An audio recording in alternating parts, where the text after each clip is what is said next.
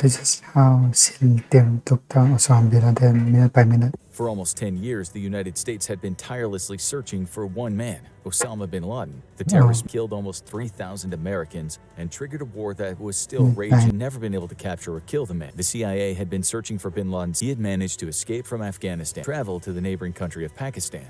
But in the mountains, rural regions of Pakistan finally got their break in 2010. When their leads led them to a compound in Abbottabad and determining the best way to reach it. The compound was heavily guarded. The U.S. had to rely heavily on local help to gather intelligence, incredibly secretive. So secretive that they were never able to capture an image of him coming in or out of the building. But after an extended period of April 29th, when President Obama was briefed on the details of the operation. After all, if it went wrong, top U.S. troops would either be killed or remain trapped behind enemy line. And he gave the okay to the operation that would become Operation Neptune Spear. And the people carrying it out would be the best of the best. Meet SEAL Team 6 and carry out some of the most highly classified operations in the U.S. government. These include hostage rescue, special espionage mission, direct action against the deadliest of U.S. enemies, which would be classified as capture or kill. Officially, the U.S. has the policy of never killing an enemy who had already surrendered. The delusion that Osama bin Laden would ever surrender. And to pull this off, they had been going on for the better part of a year. The easiest would have been a joint operation with Pakistani military forces, but the Pakistani government wasn't exactly friendly. The U.S. also considered striking at the compound with stealth bombers. No way of following up to ensure he was already dead, and the tricky terror to go old school. SEAL Team 6 would be flown in using modified Black Hawk helicopters that were designed to be military, had been heavily trained and supplied by U.S. advisors, so their capabilities were known. May 1st, 1:22 p.m. Defense Secretary Leon Panetta received word from the president and directed Admiral William McRaven to move ahead. The roughly 24 Navy SEALs sent on the mission would temporarily be transferred to the control of the CIA. These were going to be some of the most critical minutes in the U.S.'s modern history. Roughly 24 SEAls were the ones who would breach the compound. There were 79 commandos, and Cairo was there to alert the SEAls to any sudden activity. The team was backed up by a dog handler, interpreters, pilots, intelligence agents, and tech experts who would make it all possible. And one wrong move could spell doom. Helicopters descend on the Abbottabad compound. Primary mission: flying low to the ground. The first helicopter flew into what's known as a vortex ring state, an air phenomenon caused by higher than expected temperatures creating an air vortex. It grazed the back of the compound wall. The tail rotor was seriously damaged. Quick-thinking pilot drove the helicopter into the ground nose first, preventing a total collapse. Had this blown their secret mission? The answer seemed to be no, as there was no sign of aggression from the compound. The SEALs had successfully. The next step was breaching the compound, and that's where the SEALs explosives team came in. 10 years of searching had come down to this. 3:33 a.m. The SEALs used portable explosives to blow open the doors of the compound's guest house into 2 adult males, but neither was Osama. Every floor seemed to contain small groups of children. This wasn't just kept their families, regardless of the danger they were putting them in. And with every floor the SEALs ascended, the danger would escalate. Courier Abu Ahmed al-Kuwaiti was found, and SEAL Mark Owen would controversially write a book on the firefight, returned fire, and killed the evil courier. However, intelligence sources later said that the SEALs were able to get the drop on the man after cutting power to the compound. It's time to ascend once again, and the resistance became fiercer the further the SEALs headed into the house, as well as his brother and wife, and all enemies had either been killed or captured. This one provided a glimmer of hope. After the Al-Qaeda soldier was killed, and if he was there, odds were good his father wasn't far away. 3:39.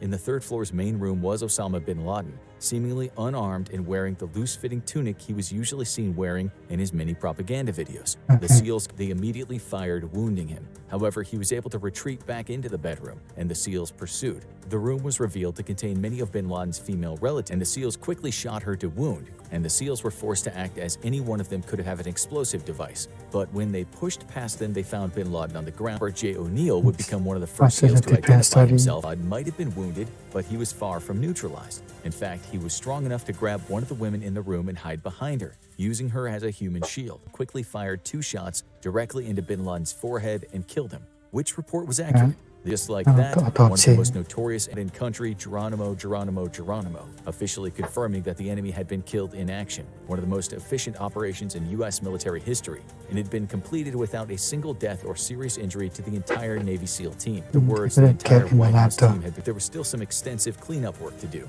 the compound might be a source of vital intelligence, and they thoroughly searched the room and surrounding area. Assault rifle and a pistol, but the efficient team had managed to neutralize bin Laden before he could reach them. Almost everyone who had engaged the U.S. troops with weapons had been killed, but the compound was full of civilians, so they non-violently restrained them and left them outside the compound to be found by Pakistani forces. Most didn't put up any resistance. She, like most of the people found there, would eventually be deported from Pakistan back to their home countries in the Middle East. Bin Laden's body and every important piece of intelligence or evidence had been secured. Taking what they needed, the first helicopter was loaded and primed for takeoff. Back in the U.S., the SEALs were heroes, but this was an unauthorized mission, and it was unlikely the Pakistani forces would be grateful if they were caught there. The chopper contained vital information about U.S. military capabilities because it wasn't just a standard helicopter and had been outfitted with stealth features. Soon, one of the backup helicopters brought on the mission arrived, scooping up the remaining SEALs and flew them off to join the first helicopter. 5:53. The ride back was over an hour and a half. It was unlikely the Pakistanis would fire on a U.S. chopper. If it was detected, a stealthy escape would go much smoother, and the Americans landed safely at Bagram Airfield, carrying the body of Osama bin Laden. Now it was time to deal with the aftermath. 7:01. Was it really him?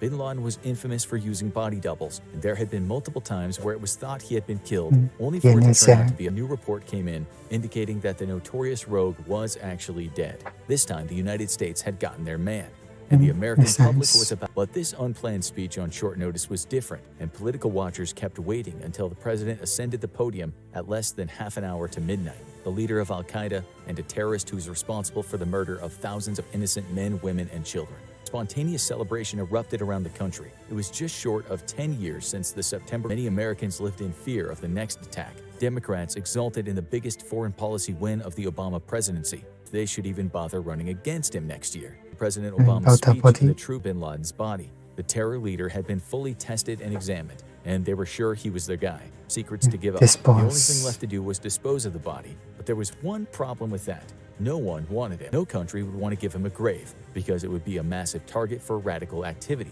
No one wants to have an Al-Qaeda pilgrimage in your country. The nation is against Islamic tradition, and as hated as the terror leader was, the government still wanted to respect his faith. It's loaded onto the aircraft carrier Carl Vinson, and the U.S. government called the government of Saudi Arabia for approval to dispose of the body. We don't care what you do with him, just don't make it our problem. The plan to bury Osama bin Laden at sea was approved, and the body was treated with Muslim religious rites of Arabic religious statements, at which bag loaded with hundreds of pounds of iron chains and placed on a wooden board. Never have a grave that could be visited by loyalists or targeted by enemies. And Chairman of the Joint Chiefs of Staff filled him in on the details and likely smoothed over some angry words. Stated that the Pakistani planes which scrambled to the location had only arrived after the U.S. forces had departed. Controversy centered around the legality of the raid on foreign soil. Although the laws passed after 9/11 gave the U.S. wide latitude to eliminate threats abroad, know more about bin Laden's network of support in Pakistan.